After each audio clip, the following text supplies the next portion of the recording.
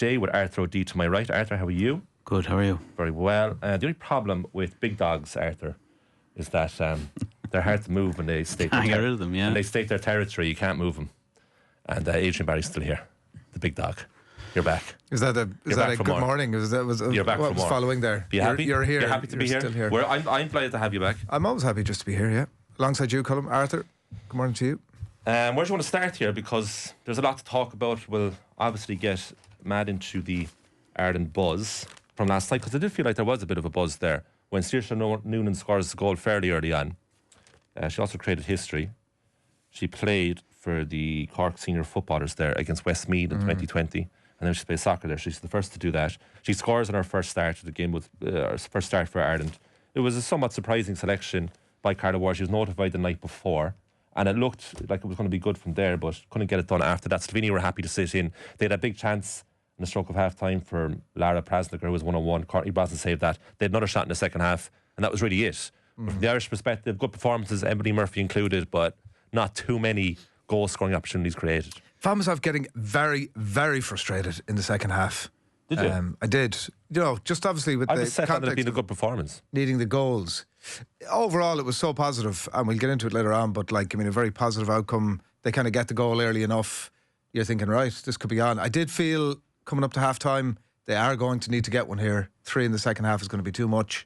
And maybe if the second one came, more would follow. But it did feel like Slovenia were a team who understood the dynamic of the night and kind of were very well able to manage that. And football being a game where you need to put the ball in the back of the net, it did feel as if we actually crafted out enough very straightforward opportunities for us to do that. 3-4 yards out where it needed just a little bit of extra guile, a bit of extra craft that we just didn't seem to have, to be honest. But I did text you about half an hour before player of the match was announced to say Emily Murphy is class. Are you timed that well? That was me getting on the making sure he's aware. And it'll never be mentioned again if this thing goes to pot. But I was so impressed by her. She's a player that she's got cult hero really written all over her. The nutmeg sealed the deal for you, did it? The socks down was really sort of as impressive as I anything. think these days, if you're socks down as a footballer, it's a statement, isn't it? You can play a bit. You're telling people you can play a bit. Got great intensity, energy, exactly the player for a night like that. The lower the socks, the better the player. Yeah. Isn't that right, Arthur? Absolutely. Yeah. He agrees with me completely. She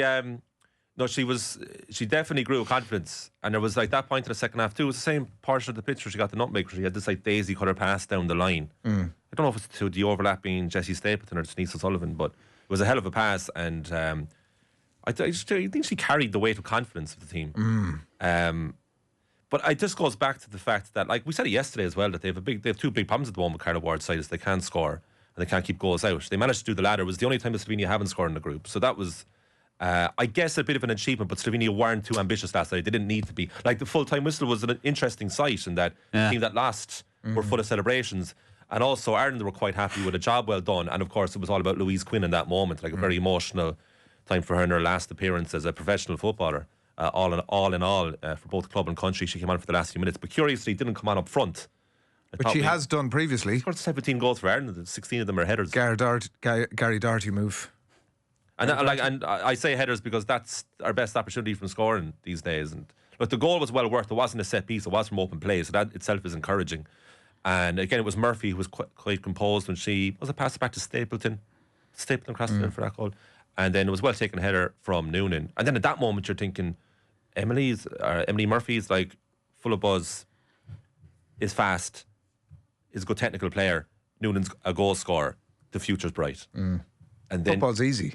That's what I think. And then you're hoping, they could really add to this here. But that was kind of it. And that, I suppose, is a slight disappointment. But I felt the buzz about the game, actually, funny enough. You could say they created a lot of opportunities, and they, as I said, they just didn't have that player with that bit of guile to be able to turn them home. They did have a couple of really what you would call gilt-edged chances to stick it in.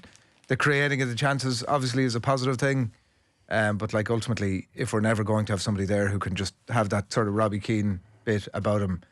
Same with the men's team, isn't it? It's absolutely. And listen, every team has a goal scorer, then you're on the pig's back. But there were a lot of reasons to be positive. I just don't know about it. We can talk about it later on. But like, I do think the context of the game was so important. Like, if it was Ireland v Slovenia, where a winner takes all regardless of goal difference, would that game have played out last night the way it did?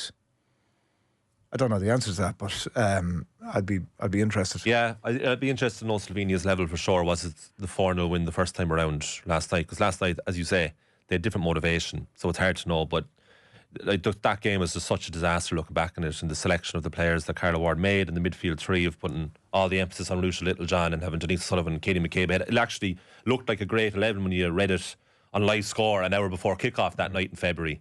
But it was completely disastrous thereafter. And I thought that had something to do with maybe the Wales hangover from last year in Dublin and what happened there.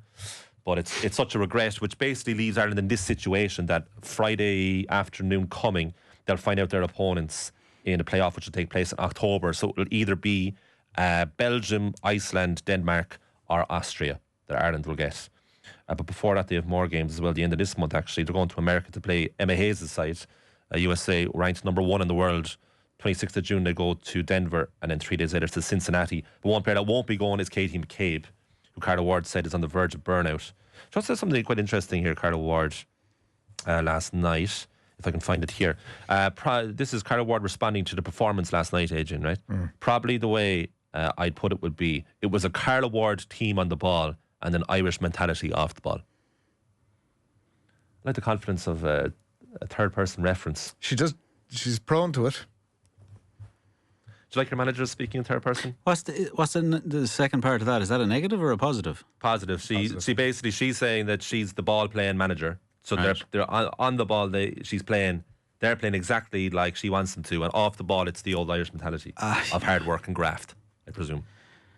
Yeah, there's always a degree of upselling, you got to sell yourself, I suppose. Well, it's the thing Hamer is looking for, isn't it? It's the thing Hamer always said. When I took on this Ireland gig, the one thing I could be sure about was there was going to be a bit of dog in them. Then I realised there was no dog in them. Yeah, he could do it in Emily Murphy. All Hamer. It's it was a strange. The whole thing had a bit of a strange hue to it. Even afterwards, it's so odd. I appreciate why they were doing it, but it was even striking that you're referencing the celebrations afterwards from the Slovenian point of view, which makes perfect sense. Top the group, but it does make you then think it's like, oh wait, they're not unhappy with any of this. Like, this isn't a 1-0 defeat to them. No. It's a 4-1 win. It's an unbelievable achievement for Slovenia. Massive, but it just kind of it changed, as you're saying, it kind of changed the dynamic. It's very hard then to make anything of the game because like their intentions were so clear. Yeah, their work was done. Remember, like I was reminded of the Ireland-Estonia 2012 playoff. Yeah, that second game at home where it was just like, this is just, don't worry about it, lads, just go through the motions here. Well, look, Slovenia's intentions were clear, but it also magnified Ireland's big issues, which is they can't really create too many chances. Because it was attack versus defence training session last night, basically. Yeah. And they weren't. There wasn't an abundance of opportunities created, although they did play well. 9,500 in attendance, or just shy of 9,500. It's funny, football at Páirc Uí Chaoimh, like they're still adjusting to it because they have to shorten the pitch quite visibly. The 40-metre arc it was hilarious. Full view. They should have made more use of the 40-metre arc. They should have, yeah. Shoot from outside it, you get 2 goals. But we'll have more on that anyway from about 10 to 8 with Cantley McNamee and then Sue Ronan. But the other news, Adrian, yesterday, Russell Martin. No, it was Stuart Lancaster. in news that everybody really wants to hear. Russell Martin's back, by the way. Looks like he's going to be the new Rangers manager. But Stuart Lancaster is back in Irish rugby. And we actually put out that clip yesterday because he was only on with us about a month ago. And 14th of May. 14th of May only. And I sure asked him outright, like, would you be interested in a job in Irish soil? And in fairness, Lancaster said, in fairness, he got very junior search geography with it. Yeah. In fairness, straight out, he says, yeah, absolutely would.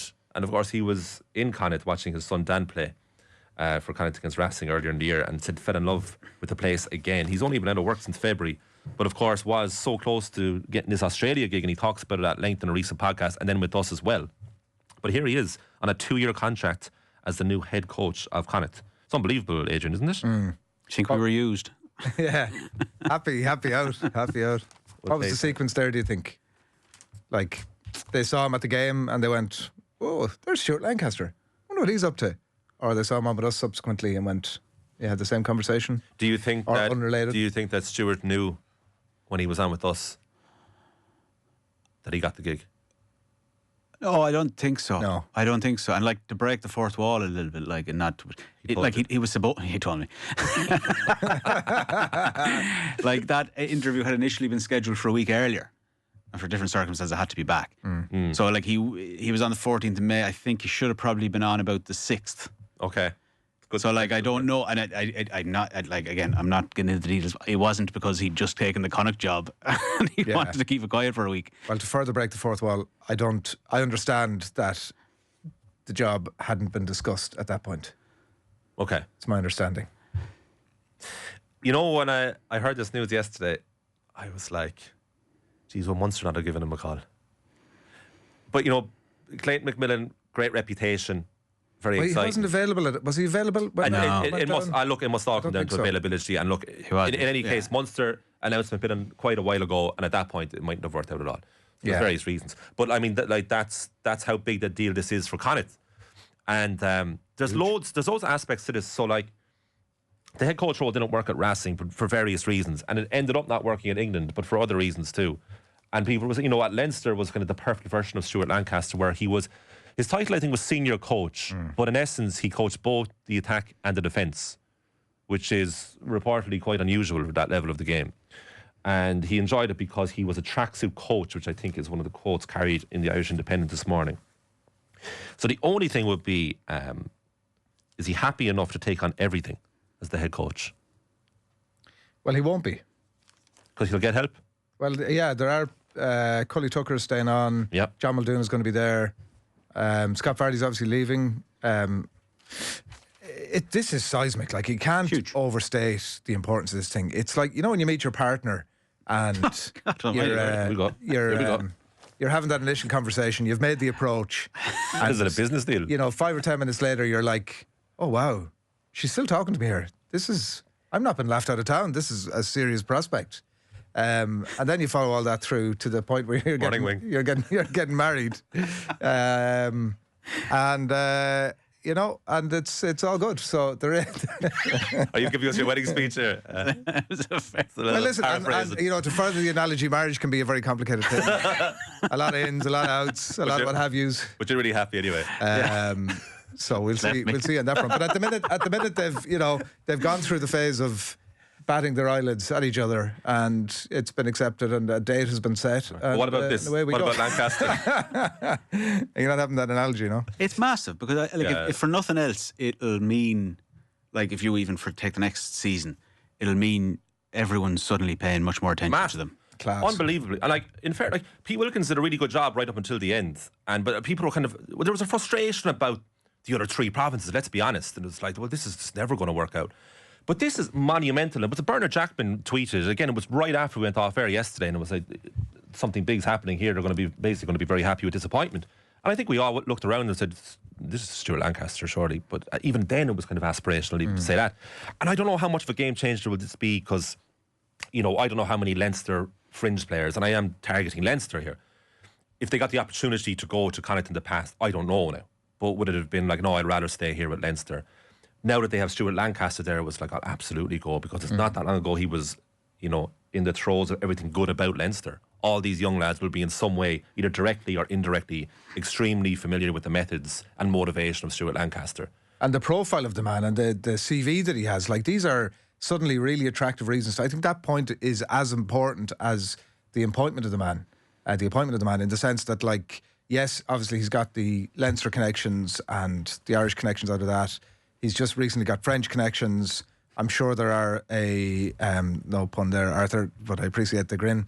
There are possibilities of players obviously through that route, because he will have made connections when he was there. The obvious English connections. Like, I think it's exciting times if you're a Connacht fan. It'll be fascinating to see the type of player that, you know, he'll be able to bring in, I think, as much as anything else. I also feel that this is not...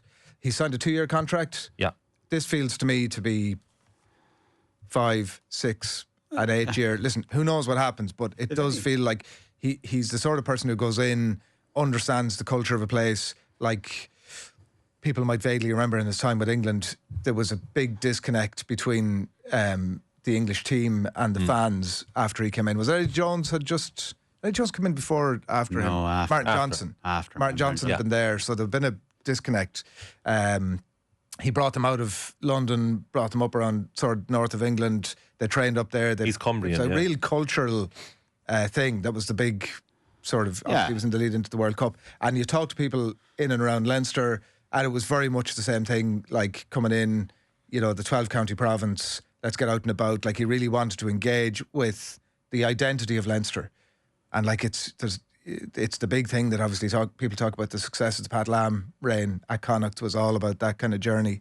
I can see him making a great success of it, and I could see him being there for years to come. What I find fascinating as well is that because he's already done, what was he there? Was he there like 6-7 years in Leinster all in?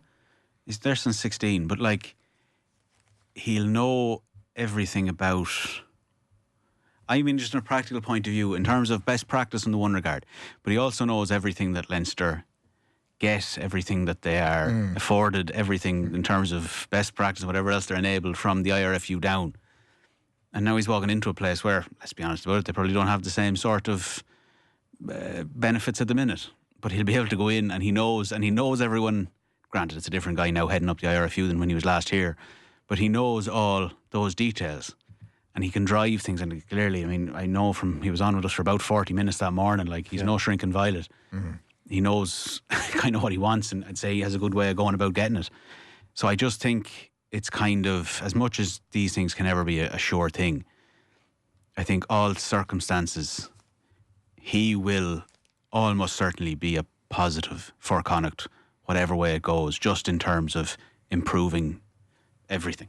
And he's not walking into a pile of schleps either. Like, no. He's got a lot of high profile. It's amazing because, so there'll be Challenge Cup next year.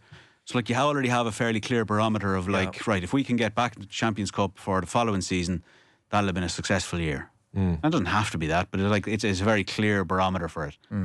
So it's I'm not a cognitive rugby fan, but it'll be. Fierce exciting. Would you get more into this now on behalf of your province? I'll check the scores. I'm not going to check the scores. That's good. As much as I can commit to. That's big of you. But you can see even in the comments, like the Flying Hellfish, Lancaster's the most high-profile signing in Connacht history, still buzzing from the announcement.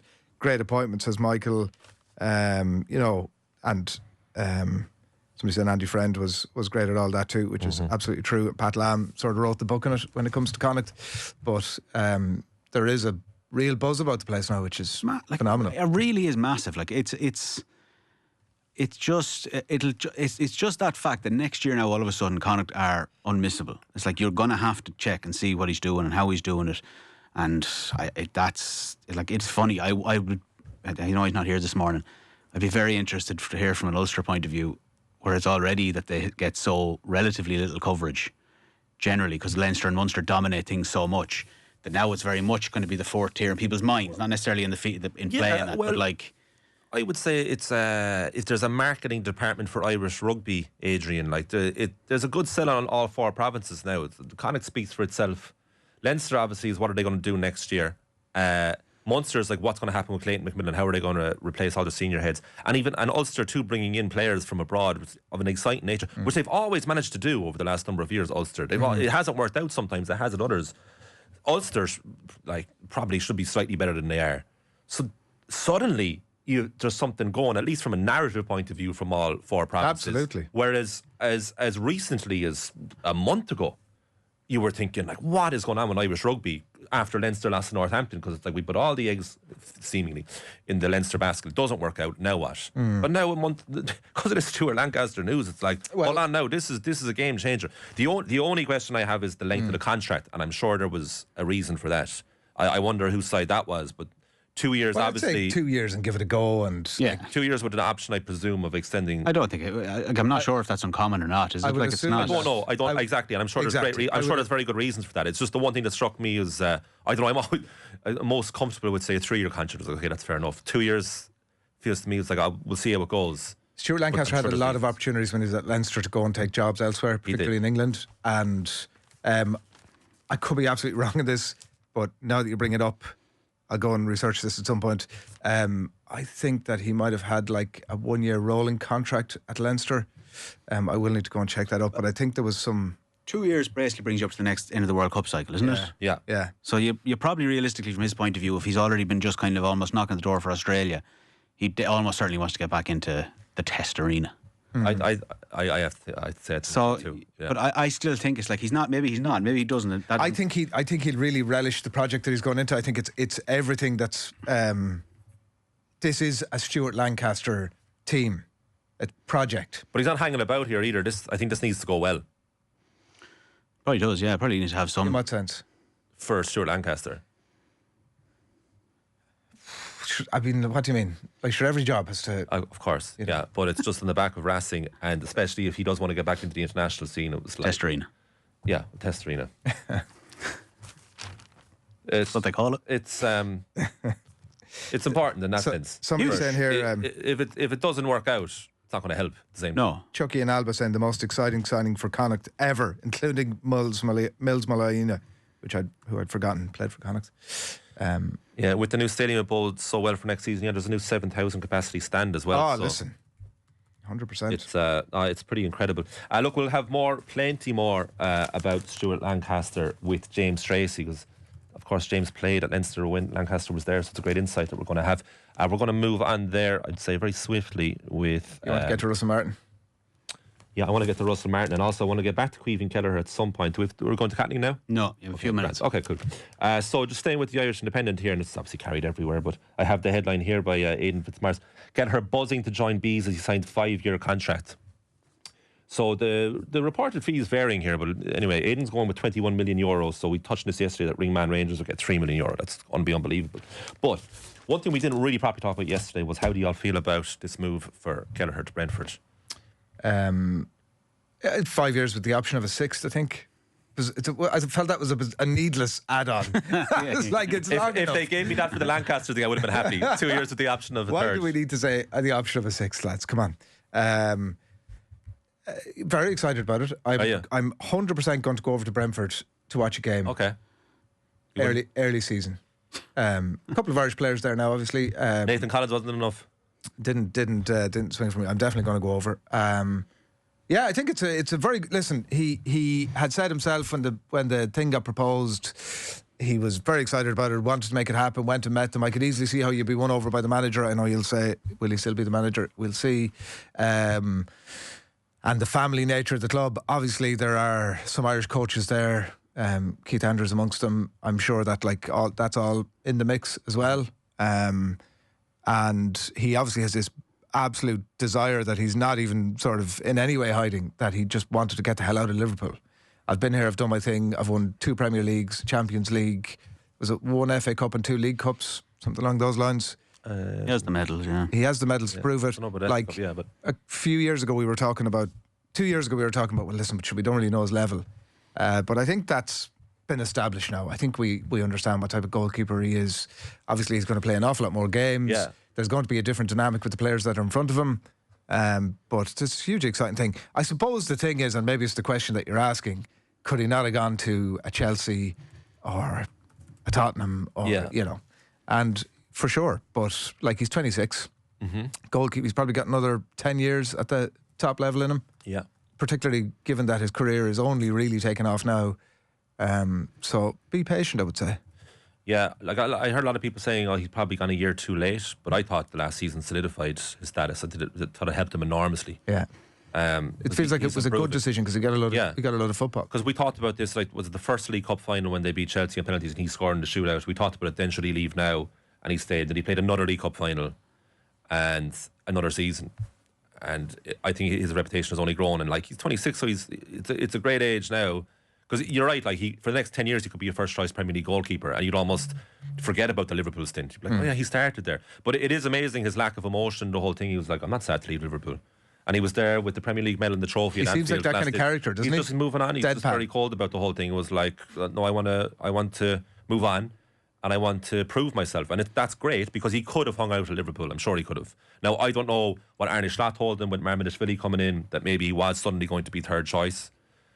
But even so, a lot of people would have still hung around. That feels so unlikely Exactly. Doesn't it? Pure speculation, my point, because he could have well, been. they spent 30 odd million on this keeper, like the guy coming in. But I think that was spent because they knew he was going.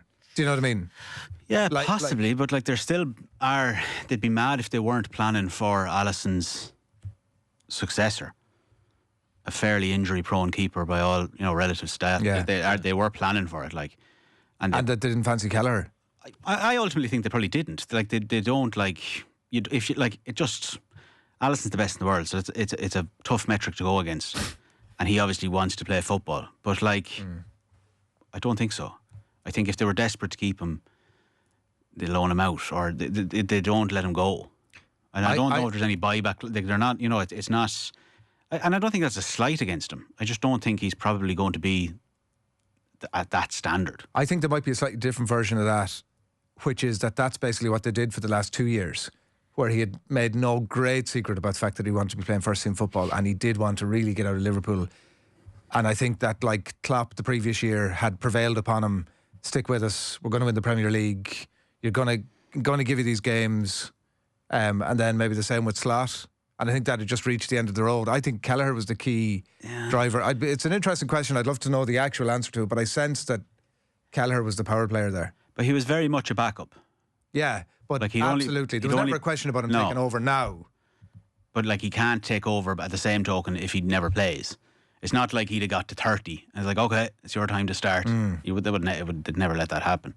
And that could be by the time Alisson shuffles off. Like, somebody, Dermot Keenan asking here, what happens if Thomas Frank leaves and the new manager doesn't fancy Kelleher? Well, that's I was. Well, I think it's because his quotes are saying, I'm coming to play first team football.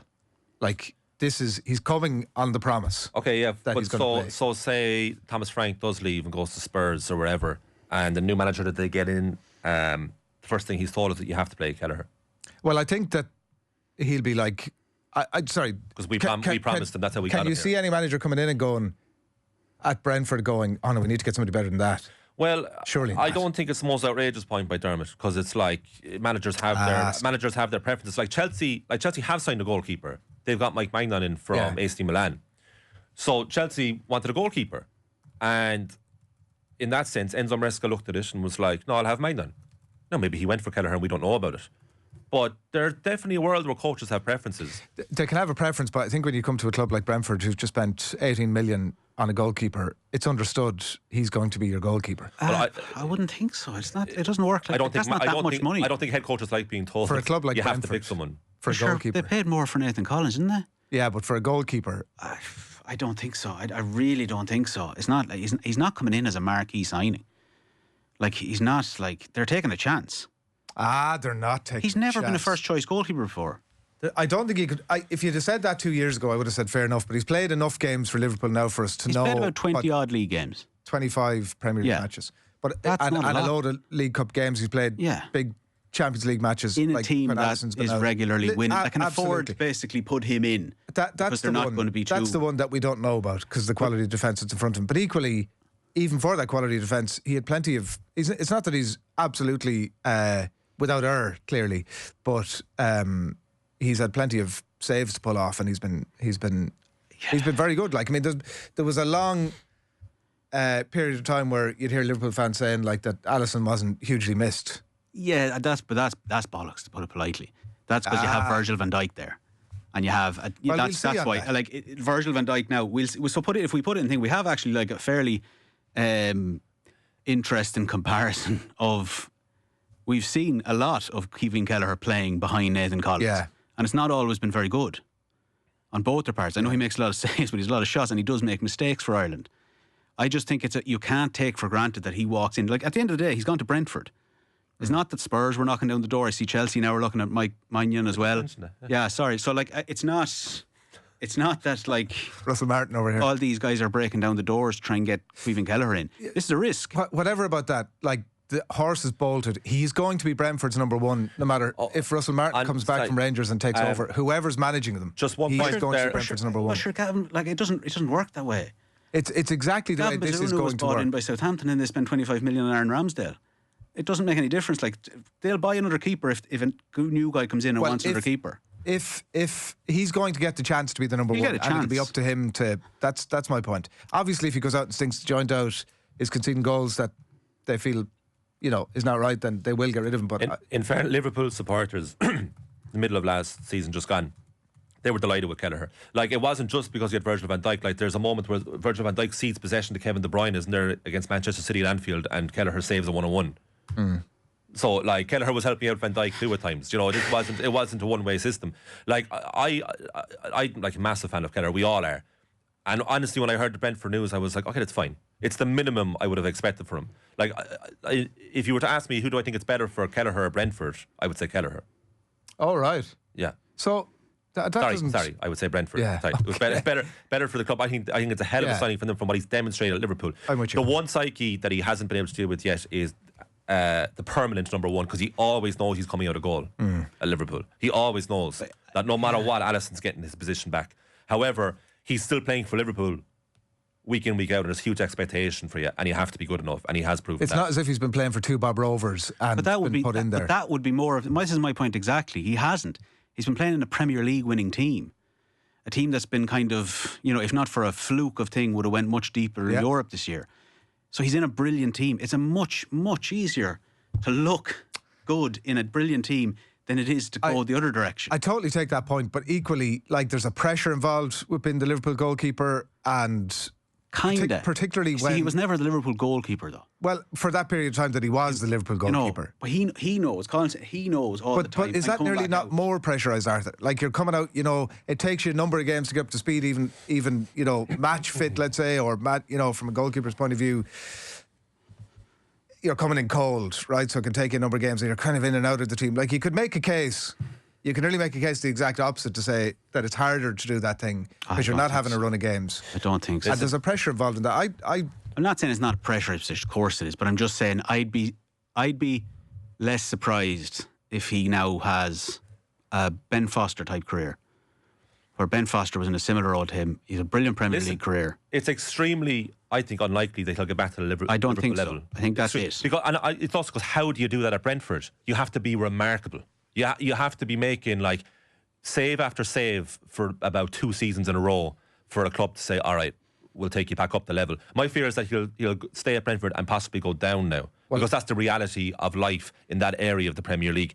But I did say yesterday, like, there's the David Raya example, literally from Brentford, that you can go to Arsenal if it works out for you in a certain way, and Flecken's gone to Leverkusen. It's not a bad move either. A great success, but it could be a Burnt Leno thing. But there's also, an Aaron Ramsdale scenario where you leave Arsenal, the club that you're at ends up hitting the bricks and you get relegated. Yeah. It's not inconceivable that Brentford get relegated. Like, not this year, I know not right now, but Thomas Frank leaves, all of a sudden in 18 months the situation's, and Buemo leaves, all those guys, the situation is way different, and all of a sudden you're in a dogfight. And I'm just, that's why I'd be cautiously kind of like... I can't wait for it. I can't wait to see him as the first choice goalkeeper. Like, I'm extremely excited next season. Brentford, everyone's second team here. Okay, what's to be breakfast with UPMC Orthopaedic Care when things don't move, rotate, or bend like they used to? Choose us to help you get back in action.